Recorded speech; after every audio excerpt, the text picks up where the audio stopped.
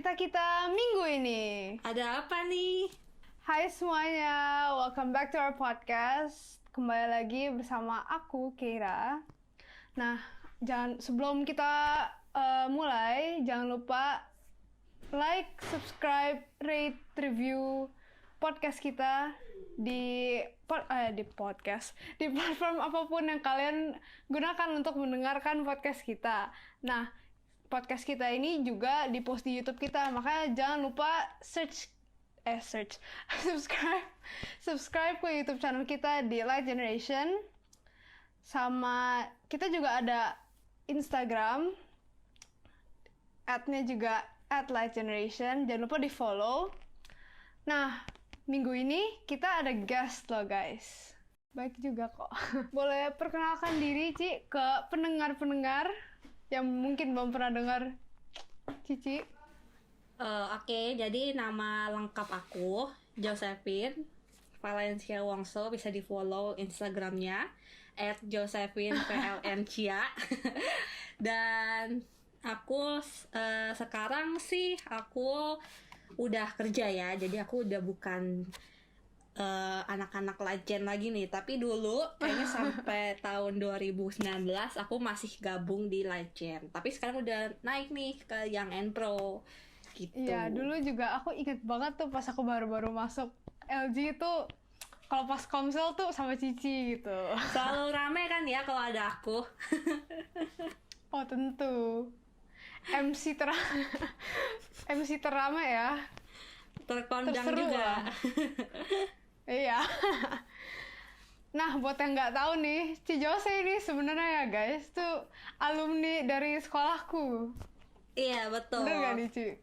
Iya, kita sama-sama dari sekolah Kairos Gracia. Dan fun fact nih, aku sekarang ngajar di sekolah itu juga. Wis. Sempet ngajar adek aku juga ya. Iya, tahun lalu. Kelas 4. Kelas 3. Dia waktu itu kelas 3. Jaydan. Iya. Iya. Nah, ngomong-ngomong, gimana nih Cici minggu-minggu ini? Aku minggu-minggu ini lagi sebenarnya dibilang sibuk juga enggak. Soalnya aku kemarin sama 2 hari yang lalu itu aku dapat jatah libur dari sekolah, yeay. Jadi Enak lagi sekali. santai. Pada ya aku yang kalau Ci Jose ini ngajarnya SD ya guys. Kalau aku ini SMA ya guys, jadi beda. Iya, beda level, beda gedung juga. Dulu Jadi kalau kita pas nggak lagi ketemuan offline, kok. kalau lagi ada teachers meeting ya ketemunya ya. Iya, karena kan guru-gurunya ke gedung SMP SMA gitu. Oh iya, Cici dulu batch berapa ya? Angkatan keberapa? Aduh, kalau diinget kayak tua banget deh rasanya. Kamu angkatan keberapa dulu? Aku tanya. Aku angkatan ke-10, aku batch 10. Astaga, aku 10 kurang 7. Wah, 3 dong ya.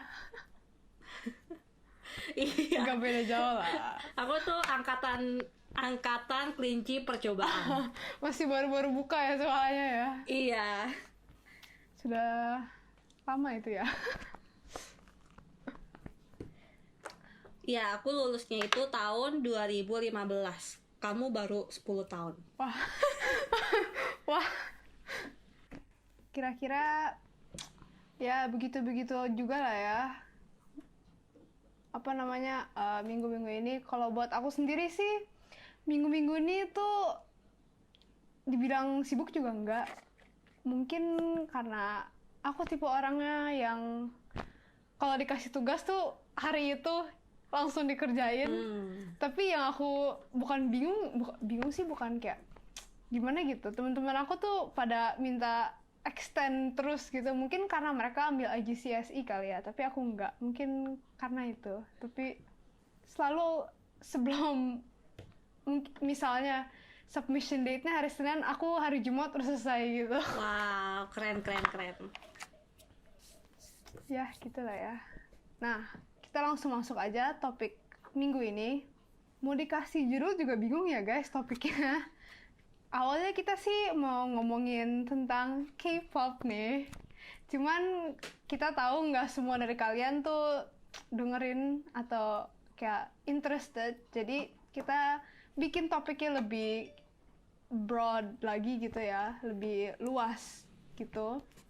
Jadi kita bakal ngomongin kira-kira kayak misalnya double standards, terus kayak self-esteem, terus kayak judgment gitu ya guys. Nah, ngomong-ngomong K-pop, Cici kira-kira masuk terjun ke dunia K-pop kapan nih dan gimana? Aku suka K-pop itu sebenarnya kalau suka itu tahun 2015, cuman kayak nge-hype bangetnya itu 2016. Jadi kalau pas tahun 2015 itu aku sukanya sama lagu-lagunya Big Bang. Dan waktu itu Big Bang itu ada konser di sini. Aku mau nonton, gak boleh sama papi. Karena gak boleh itu, ya udah jadinya aku stop hyping Korean pop. Dan akhirnya 2016 kan karena adikku duluan yang suka K-pop, dan aku tuh nemu lagunya GOT7 yang easy listening banget, yang Just Right. Oh, itu iconic jadi kayak, banget.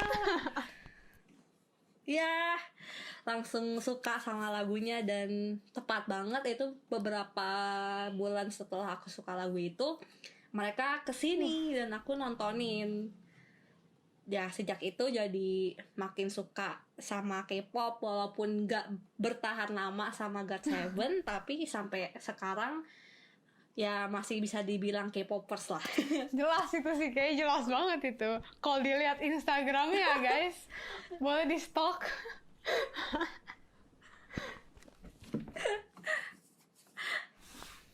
Kalau aku sih kayak kira-kira juga sama ya. Mungkin kalau misalnya dengerin K-pop tuh mungkin udah dari SD ya. Apalagi karena teman-teman aku juga dengerin duluan gitu, jadi terinfluence. Dan aku tuh orangnya yang suka dance ya guys, buat yang nggak tahu. Jadi dulu pas SD aku inget banget itu aku sama teman-teman aku tuh lagi latihan buat Christmas production di sekolah.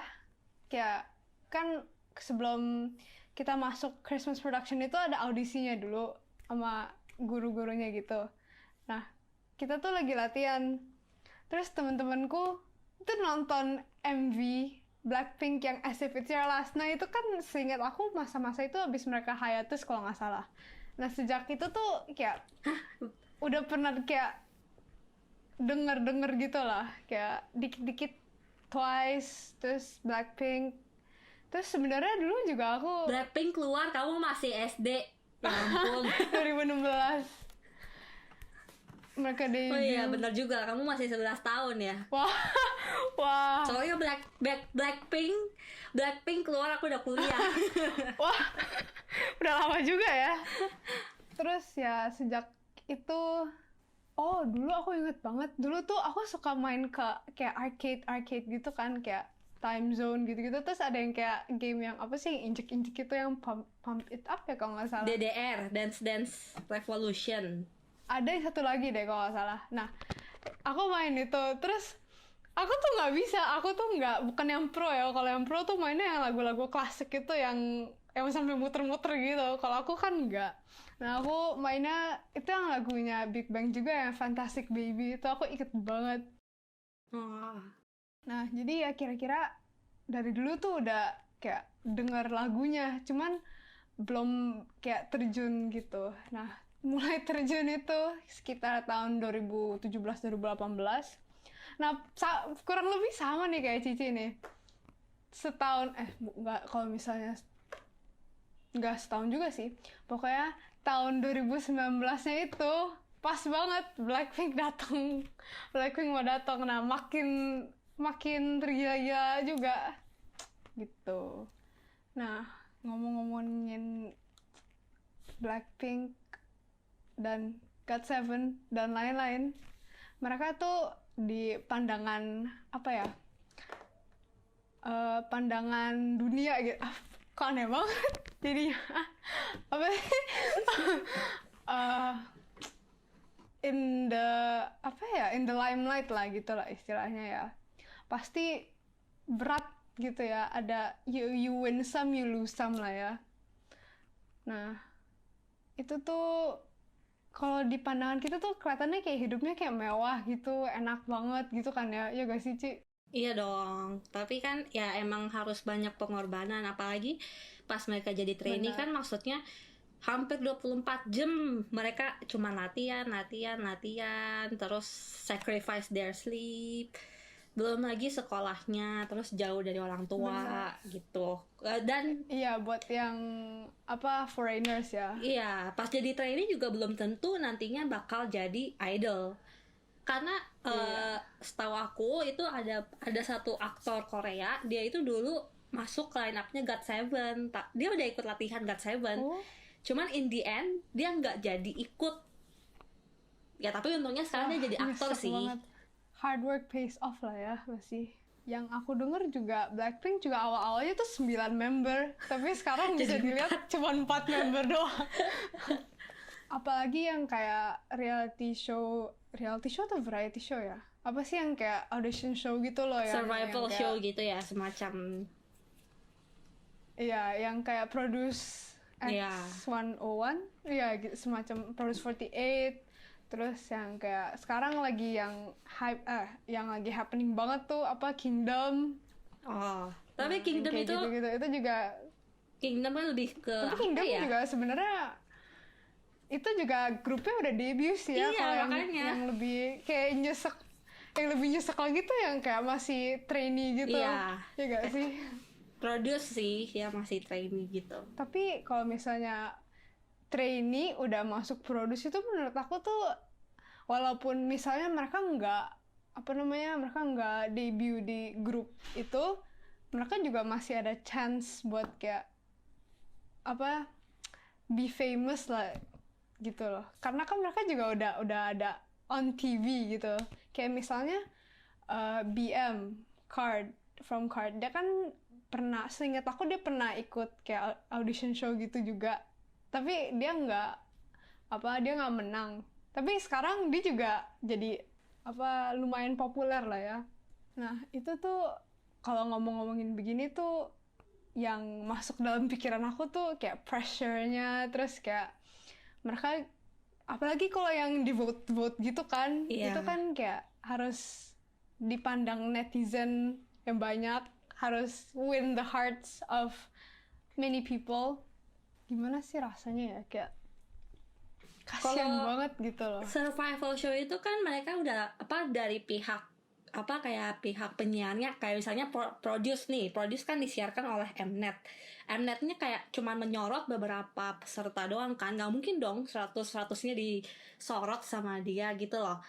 Nah kalau yang misalnya punya talent bagus tapi Mnet nggak mau sorot, pasti kan orangnya, pesertanya itu juga bakal mikir kayak am I not good enough gitu loh. Iya, Kasihan sebenarnya. kasian banget sih. Karena Kalau Mnet misalnya, pasti pilihnya yang ganteng-ganteng gitu kan. oh ya, disclaimer juga guys, kita bukannya criticizing atau gimana ya, ini cuman opinion kita doang ya Iya. guys. Maksudnya pasti pilihnya yang punya daya jual gitu loh. Iya. Nah buat yang kayak dalam tanda kutip didn't make it, itu juga kayak pressure-nya, apalagi mereka bisa dimarahin sama company-nya. Itu tuh gimana ya. Nah kalau misalnya kita bisa relate ke our daily life juga, pernah gak sih Ci ngerasain kayak insecure, terus kayak not good enough gitu-gitu? Insecure ya pastilah. Bahkan sekarang ini juga masih sering ngerasain insecure, apalagi kalau lagi scroll Instagram. Wah, itu aku bisa relate banget sih. Instagram adalah Apalagi kayak, pusat insecurities. bener sih. Bukan cuman kita ya guys, ini banyak kesaksian dari teman-temanku juga ya guys. Mungkin bukan cuma Instagram ya, bukan cuma Insta, kayak YouTube juga bisa, kayak social media lah ya. Tapi kayak kalau yang kita ini bukan gimana ya, bukannya underestimating gitu ya, tapi kita ini sebenarnya juga belum yang in the face of a lot of viewers. Nah gimana kalau yang kayak udah terkenal gitu ya, apalagi di comments-nya, wah itu bisa parah banget itu. Iya, karena kalau udah terkenal kan gak mungkin semua orang suka sama kita gitu loh. Walaupun kita nunjukinnya yang baik-baik doang, tapi pasti bakal ada aja orang yang nyinyirin kita. Semakin famous ya semakin banyak yang nggak suka juga gitu, ya gak sih? Iya, kan makanya ada pepatah yang bilang semakin tinggi pohon, semakin kencang angin. Wih, Gitu. bijak sekali Ya sih. jadi makin famous, makin banyak haters gitu. Nah, bisa juga mungkin kalau dipandang di sisi lain, mungkin bisa juga semakin banyak haters, mungkin itu tanda-tanda semakin banyak yang suka juga kali ya. Apa semakin gimana ya, popular gitu. Ya, semakin well known, Bisa semakin juga banyak gitu kan. endorsement yang datang. Iya, benar. Tapi kita juga bisa ngomongin kayak bukan cuma dalam konteks ini kayak netizen. Cuman kalau misal kita menyelam lebih dalam lagi, ada juga yang namanya double standards, guys. Buat yang nggak tahu ya, definisi double standard, coba kita lihat di Google. Karena ini ternyata nggak banyak yang tahu tentang double standards ini. Nah, based on Wikipedia, a double standard is the application of different sets of principles for situations that are in principle the same. A double standard arises when two or more people, groups, organizations, circumstances, or events are treated differently even though they should be treated the same way.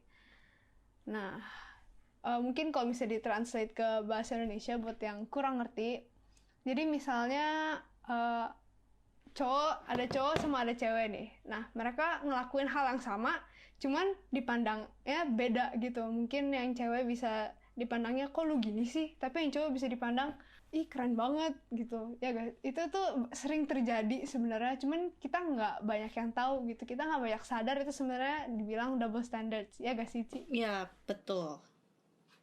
Contoh kita sehari-hari aja lah. Mungkin in society, kalau misalnya cewek pakai baju yang kayak rada-rada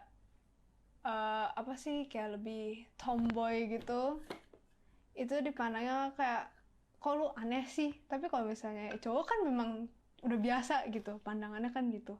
Padahal namanya baju ya, every juga gender, fashion gitu. every gender can wear it gitu. Belum loh. kayak ngomongin kayak makeup. Nah, apalagi sama kalau cowok tatoan, wih keren. Iya, benar.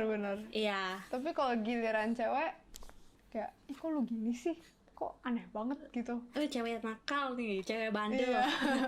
Tapi kita tidak menyarankan Anda untuk membuat tato ya. Iya, contoh doang guys. Iya, itu contoh doang. Sebenarnya tato juga sakit ya guys, jadi tidak disarankan ya. Dan kayak kalau misalnya di sekolah gitu, bukan cuma dalam gender ya, bisa juga kayak sesama gitu. Cuman pergaulannya misalnya misalnya di angkatan ini ada kebagi geng-geng lah istilahnya. Terus ada satu anak dari geng dalam tanda kutip ini, dia tuh sebenarnya pinter banget, terus cakep, terus kayak kayak ya ideal gitu lah ya. Cuman temen-temennya itu nggak dalam tanda kutip populer sama yang dari geng yang lain. Nah, mereka tuh jadi kayak dipandang beda gitu misalnya sama dekel, sama kakel gitu. Itu juga bisa termasuk double standards, ya gak sih, Ci? Iya, betul sekali. Nah, kalau dari experience Cici sendiri, mungkin bisa di-share? Double standard yang pernah aku alamin apa ya? aku kan lagi belajar makeup juga kan. Dan ya namanya belajar makeup kita bereksperimen. Bener, sama aku juga sih. Aku Lagi belajar suka juga. pakai blush on, pakai lipstick yang menor gitulah, maksudnya yang berbagai warna. Karena aku pemula, teman-temanku pada bilang makeup lu jelek. Tapi kalau sama yang udah jago makeup bilangnya makeup lu bagus. Padahal misalnya sama-sama kita pakai brandnya sama, mungkin cuman ya aku belum jago, mereka udah gitu loh. Itu termasuk double standard gak sih? Mungkin to a certain extent bisa dibilang. Oh, satu lagi, kalau di rumah itu aku ya di rumah itu aku disuruh kayak doing house chores gitu kan. House chores, ya chores. Doing house chores. Kalau adik aku yang cowok itu hampir nggak pernah.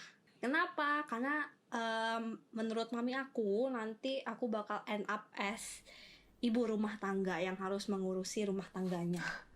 Padahal kan house chores harus bisa dilakukan oleh keduanya, baik wanita maupun laki-laki gitu. Bener banget. Aku bisa relate sih.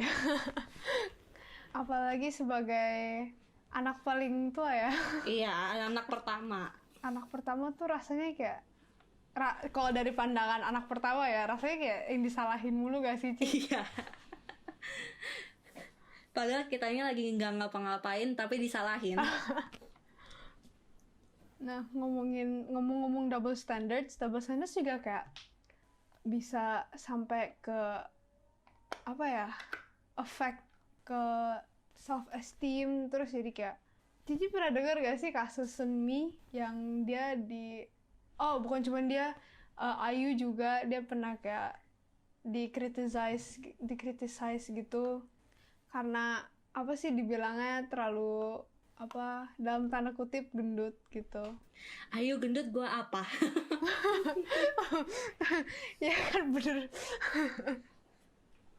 Makanya apa K-pop body standards kayak ideal body menurut mereka itu sangat-sangat ridiculous. Padahal itu Kayak orang tuh harus jadi tulang banget baru dibilang, wih badannya bagus. Padahal itu tuh setiap orang kan punya kayak different apa sih bone structure kan. Jadi kayak misalnya nggak semua orang bisa punya thigh gap karena bone structure-nya beda-beda. Misalnya itu pertama. Ya yang kita not in our control gitu lah. Tapi malah di-criticize gitu. Ya makanya kan karena apa? Setahu aku sih yang pernah di-criticize body shape-nya itu Kayla X Pristin ya sama Nancy Momoland. Yang menyebabkan Kayla X Pristin ini keluar dari grupnya. Kalau yang setahu aku ya itu sih Ayu sih yang paling kasihan sampai dia diagnosed with bulimia itu. Buat yang nggak tahu bulimia, aduh susah banget yang namanya. Itu tuh eating disorder yang apa namanya yang iya yang kayak gini apa yang masukin tangan gimana sih? Bukan sih itu anoreksia ya. Itu anoreksia deh kayak. Padahal Ayu dari mana gendutnya dong? Iya dari debut itu sebenarnya dia tuh udah termasuk kurus tau. Aduh pusing banget deh sama netizen. Terus pernah juga kasus double standards tuh yang kayak misalnya Jeno Lee lah. Jeno dia pas lagi konser buka apa reveal abs-nya kan. Nah, tapi pas ada si Hyuna dia lagi konser. Aduh, maaf ya guys kalau pronunciation aku parah banget. Dia lagi konser di LA kalau nggak salah. Dia juga sempet kayak dia masih pakai daleman lah. Cuman dia buka kayak outer apa namanya? Outer clothes-nya gitu. Tapi langsung dibilang kata-kata yang kita tidak akan ngomong di sini, sensor yang harus disensor. Dan itu tuh kasihan banget sih itu kayak kalau misalnya cowok ngelakuin ini tapi kalau giliran cewek langsung dikritisize kayak apa tahu. Tapi ini juga bukan cuman cowok dipandang cool, cewek enggak, cuman bisa juga cewek ngelakuin ini cowok dipandangnya kayak aneh gitu. Kayak misalnya contohnya makeup gitu kan, orang tuh sebenarnya kayak suka criticize K-pop idols tuh buat pakai makeup gitu, padahal sebenarnya in the kayak western pop culture juga kalau misal mungkin yang nggak apa ya, Tebel, kelihatan banget gitu, nggak setebel. gak se-visible K-pop. Iya, tapi buat kalian yang nggak tahu ya, mereka tuh juga pakai, apalagi kalau music video shoots, terus konser, itu tuh sebenarnya mereka pakai guys. Iya. Aku tuh paling sebel kalau ada yang bilang kalau idol-idol Korea, terutama yang cowok, itu plastik. Karena bilang, dia mah ganteng karena operasi plastik. Padahal enggak. Karena kalau beberapa idol, kita lihat foto pre-debutnya atau sebelum mereka debut, itu tuh mereka sama. Dan sekarang pun mereka kalau lu suruh hapus make up, ya tetap aja sama gitu loh. Bener. Apalagi kalau misalnya kayak mungkin ya kelihatannya glow up gitu ya, mungkin kelihatannya beda, cuman sebenarnya face shape-nya tuh bone structure di muka itu sebenarnya masih sama, tapi dibilangnya operasi plastik. Itu tuh kayak gimana ya. Tapi memang ya ada yang dari kecil udah cakepnya kayak apa tahu. Betul. Ya, tapi kita di sini bukan untuk membandingkan, tapi kita cuman mengekspres opini kita ya guys. Jadi kita juga nggak boleh bandingin diri kita sendiri sama mereka itu yang di atas di sana. Bukan di atas maksudnya, di ya di area situ lah ya. Oke deh, nah mungkin untuk sekarang segitu dulu kali ya. Lesson learn apa nih Ci kira-kira dari episode kali ini? Mungkin untuk ya itu tadi kan, hari ini kan juga banyak ngomongin double standard, jadi ya coba untuk melihat dari kacamata yang lain gitu loh. Kalau misalnya kita lihat ada cowok make up, jangan langsung ngejudge, oh dia banci gitu lah, sorry, jangan langsung ngejudge dia banci lah, dia plastik atau dia apa. Coba kita lihat, oh keren nih cowok mau belajar make up, belajar sesuatu yang baru yang gak dipelajari oleh cowok-cowok lainnya gitu misalnya. Atau kalau double standard ke cewek, kalau K-pop idol sih lebih banyak ke kayak kalau cowok, cowok buka baju, gila ganteng banget, keren banget, absnya kelihatan gitu kan. Cuman kalau cewek pakai pakaian yang minim dikit langsung di judge, dibully habis-habisan gitu. Di sini nggak menyarankan kalian buat memakai baju yang minim sih, cuman tetap yang sopan. Tapi kalau misalnya kalian lihat di luar sana ada cewek yang berpakaian minim, ya udah, mungkin itu fashion dia, cara dia mengekspresikan dirinya. Daripada kita ngejudge gitu, mending kita ya udah biarin aja gitu, let it go. Karena toh kita juga mungkin beberapa dari kita seneng lihat opa-opa kita tidak memakai baju gitu kan. Itu apa bedanya? Melihat perempuan ini berpakaian minim gitu loh. Gak salah.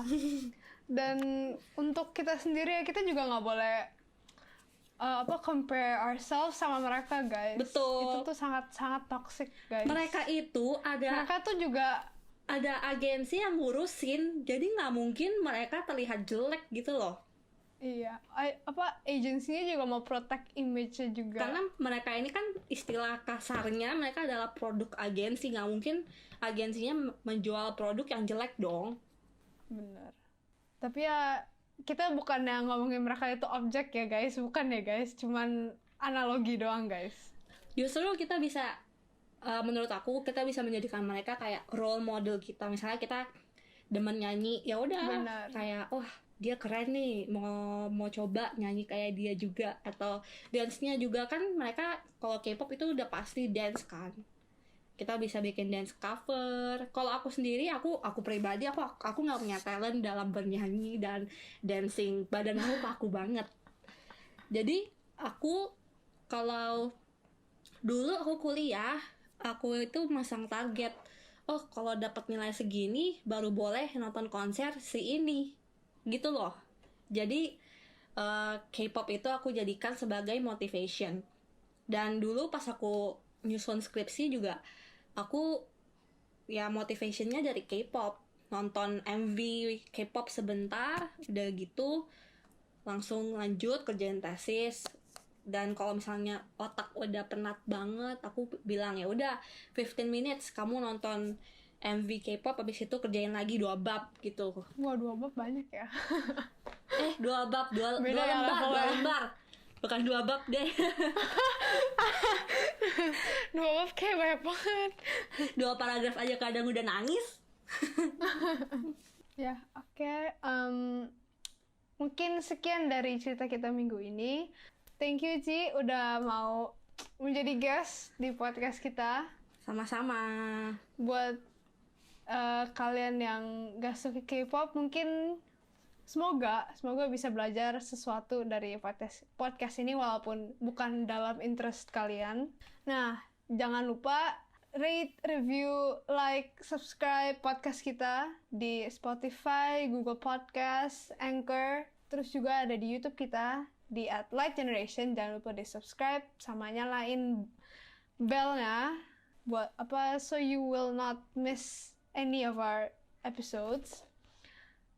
Dan jangan lupa juga buat follow Insta kita @lightgeneration. Sekian dari cerita kita minggu ini bersama Keira Dan Ci Jose, ada apa nih?